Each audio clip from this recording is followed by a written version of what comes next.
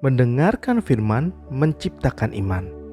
Shalom, selamat datang di channel Firman Tuhan, sebuah channel yang akan membagikan renungan pasal demi pasal seluruh Alkitab, mulai dari Kejadian pasal 1 hingga Wahyu pasal 22. Mari kita bersama-sama membangun channel ini dengan cara like, comment, share, and subscribe. Terima kasih, Tuhan memberkati. Mezbah adalah kata kunci dalam Imamat 8-9 dan dipakai 23 kali. Tanpa mezbah tak akan ada korban yang diterima.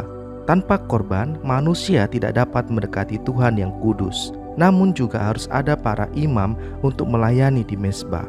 Dalam perjanjian lama, umat Tuhan mempunyai jabatan imam. Tetapi di dalam perjanjian baru, umat Tuhan menjadi para imam itu sendiri. Apakah yang membuat imam-imam itu diterima oleh Tuhan? Air, minyak, darah, dan pakaian. Kita pun telah dibasuh, diurapi oleh Roh Kudus, ditebus oleh darah Kristus, dan berpakaian dalam kebenarannya. Hari Penahbisan mengawali dimulainya 1 minggu perayaan Penahbisan. Perayaan diakhiri dengan berkat Harun bagi bangsa itu, dan Tuhan yang menerima persembahan korban mereka. Tampaklah kemuliaan Tuhan yang merupakan tujuan dari persembahan korban dan pelayanan. Dapatkah orang berkata tentang penyembahan kita, sungguh Allah ada di tengah-tengah kamu? Tak menunggu waktu lama, dosa mulai menyusupi keluarga para imam. Setelah pengalaman besar bersama Tuhan, berhati-hatilah terhadap serangan musuh. Elia melarikan diri setelah kemenangan besar di Gunung Karmel, dan Yesus dicobai setelah pembaptisannya di Sungai Yordan. Berkat-berkat besar terkadang berarti juga pencobaan-pencobaan besar. 11 kali di dalam pasal 8 dan 9 Anda menemukan frasa seperti yang diperintahkan Tuhan. Nadab dan Abihu melupakan apa yang Tuhan perintahkan, dan api dari Tuhan membunuh mereka. Dalam sejarah penebusan, tiap kali suatu periode baru dimulai, Tuhan menghukum dosa dengan cara dramatis sehingga orang-orang akan belajar untuk takut kepadanya. Mungkinkah dosa mereka berkaitan dengan minuman keras? Peringatan Paulus di dalam Efesus 5 ayat 18 sangat tepat di sini. Sebab tidak ada yang boleh menggantikan kuasa Roh Kudus dalam pelayanan kita. Harun menaati prinsip-prinsip firman Tuhan, bukan hanya sekedar mematuhi perintah yang tertulis. Seandainya ia mematuhi saja apa yang tertulis, ia akan kedapatan tidak jujur di hadapan Tuhan. Tuhan akan mengetahui bahwa hatinya tidak ada di dalam apa yang ia perbuat. Musa melihat penampilan luar, tetapi Tuhan melihat ke dalam hati. Tuhan mengetahui hati Anda dan memahami Anda, bahkan ketika orang lain mengkritik Anda. Di dalam Imamat 11, kita akan belajar mengenai 2 hal, kecemaran dan kearifan.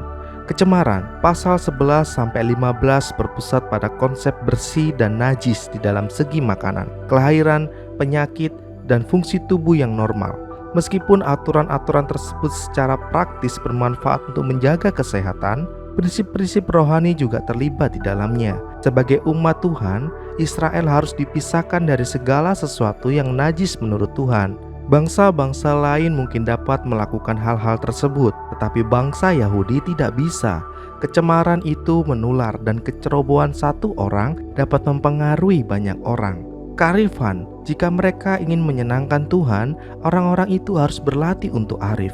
Para imam haruslah mengajar mereka tentang kehendak Tuhan. Hukum tentang makanan bersifat sementara, tetapi prinsipnya berlaku sepanjang masa. Orang-orang beriman harus arif, bisa memilih apa yang baik serta menghindari apa yang cemar. Yesus mengutip Imamat 11 ayat 44-45 pada saat ia berkata, "Jadilah kudus sebab aku ini kudus." Ini adalah tantangan yang berat bagi kita, sama seperti yang terjadi bagi bangsa Israel pada zaman Musa. Kekudusan, penyerahan sepenuhnya kepada Tuhan tidak datang secara alamiah. Budaya kita sering menggiring kita pada dosa. Kita sering gagal memelihara standar Allah yang tinggi. Kita tidak bisa menjadi kudus dengan kemampuan kita sendiri. 1 Yohanes 1 ayat 9 berkata, "Jika kita mengaku dosa kita, maka Ia adalah setia dan adil, sehingga Ia akan mengampuni segala dosa kita dan menyucikan kita dari segala kejahatan." Ini adalah langkah pertama untuk mencapai dan memenuhi perintah itu. Jadilah kudus. Ada saat-saat di mana kita mengecewakan Tuhan dengan pemikiran, sikap, ucapan, atau perbuatan yang berdosa.